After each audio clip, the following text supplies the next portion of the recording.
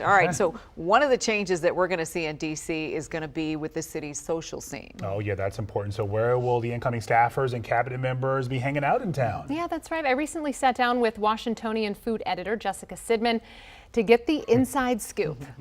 We're taking a look at what the social scene in D.C. is going to look like with the incoming Trump administration.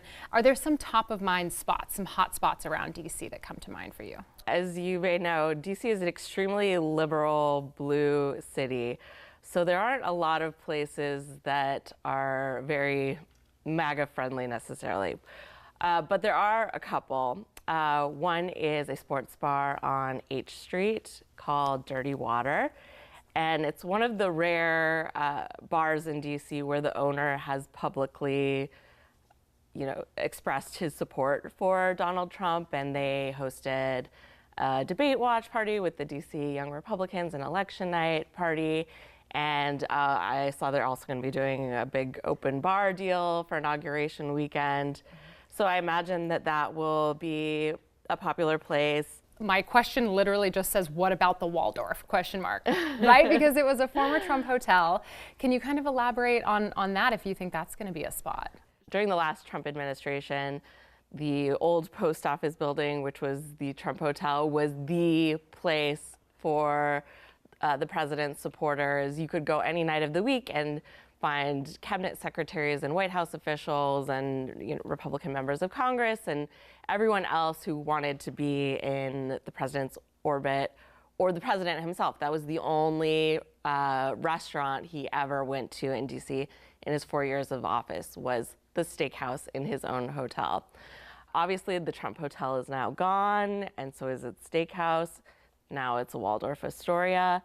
There are some people who think, just out of inertia, that crowd may continue to go to that venue. There's also been chatter that the Trumps are in talks to retake management of the hotel and bring back the Trump Hotel. So that'll be interesting to watch. When you think of more of the younger crowd, one I wanted to highlight is the Big Board.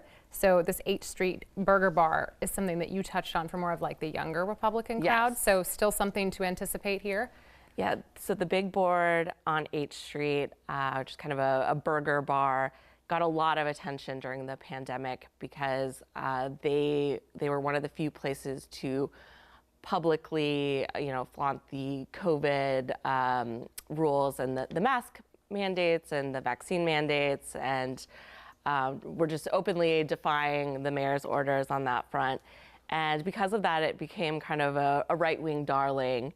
And a lot of high-profile Republicans were going there to show their support.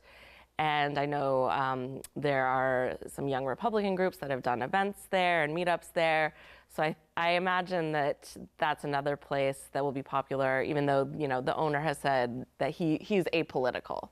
Let's talk about Republicans and steakhouses. Mm-hmm. So at first, when we were talking about this, I was like, no, this isn't a thing. It is a thing, apparently, and there's data to kind of support that Republicans love their steakhouses. And do you expect that trend to continue, perhaps, into this new administration? Yeah, and if you look at campaign finance data, at almost every single steakhouse in DC, Republicans outspend Democrats. And that's particularly true at one particular place, the Capitol Grill in DC, where Republicans outspend Democrats 13-1. And that's kind of, I would say, maybe the most Republican-leaning restaurant in DC at the moment. Obviously, there are a lot of things about steakhouses that align with Republican values, these ideas of tradition and masculinity and America first, what's more Americana than a steakhouse? And then, the incoming president himself, Donald Trump, is a well-known steak lover, loves his well-done filet. I mean, it has become a political flashpoint, even down to steakhouses, so to speak. Yeah, red meat has absolutely become part of the culture wars, and you saw during the election, Donald Trump saying, Kamala Harris is coming for your cows, no more cows. And, I think steak, red meat has become very associated with Republicans. Yeah. Was there anything interesting when you were doing that article that you think our audience would be interested to know? You know, I think there's a lot of chatter about where Trump himself might dine out in DC. And I do think there's a good chance that he might not dine out at all in the city. You know, the one place he went in his last administration, again, the steakhouse in his own hotel, he could go there and know that when he walked in the door, he was going to get a standing ovation. I can't think of a lot of places in DC where that's going to be the case now. In addition to all the security concerns now with the assassination attempts, I wouldn't be surprised if he sticks to the White House, but we'll see. Simone D'Alba, WUSA 9.